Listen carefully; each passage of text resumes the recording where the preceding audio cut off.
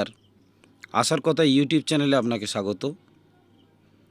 যারা এখনও পর্যন্ত আমার চ্যানেলটিকে সাবস্ক্রাইব করেননি, আপনাদের কাছে অনুরোধ আপনারা চ্যানেলটিকে সাবস্ক্রাইব করে নিন, কারণ আশা সংক্রান্ত যে কোনো ছোটো বড় খবর আমার এই চ্যানেল থেকে আপনারা পাবেন। আর পাশে থাকা বেল আইকনটিকে প্রেস করে অল নোটিফিকেশান অন করে রাখবেন, যাতে আমার দেওয়া ভিডিওর প্রথমে নোটিফিকেশান আপনারা পেয়ে যান। আজকের যে বিষয়টি নিয়ে আলোচনা করব এ হলো একজন আশা দিদির পথ দুর্ঘটনায় অস্বাভাবিক মৃত্যু হলো, এবং এই মৃত্যুর দায় কে নেবে তা নিয়ে চলছে চাপানোতর।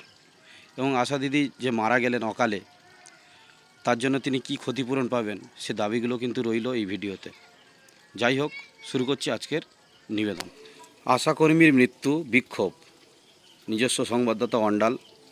বালিবোঝাই ট্রাকের ধাক্কায় মৃত্যু হলো এক আশাকর্মীর। ক্ষতিপূরণ ও বেপরোয়াভাবে যানবাহন চলাচল বন্ধের দাবিতে বিক্ষোভ দেখান বাসিন্দাদের একাংশ।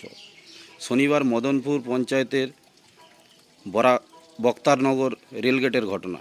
পুলিশ জানিয়েছে মৃতার নাম কাজলি সাধু, 45, পলাশবনের বাসিন্দা ছিলেন। স্থানীয় সূত্রে জানা গিয়েছে মদনপুর পঞ্চায়েতের অধীনে আশাকর্মীর কাজ করতেন কাজলি।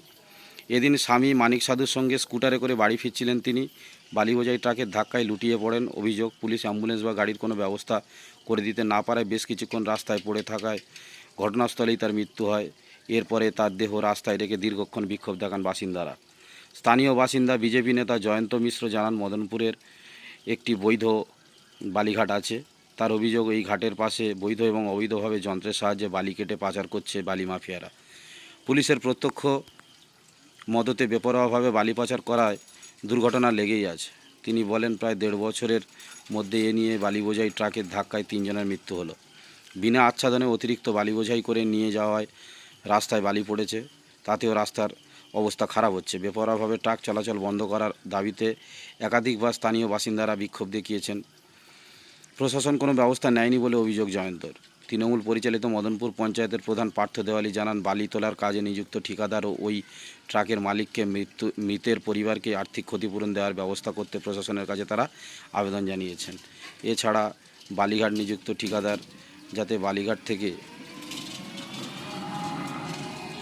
জাতীয় সড়ক পর্যন্ত তাদের ট্রাকের গতি নিয়ন্ত্রণ রাখতে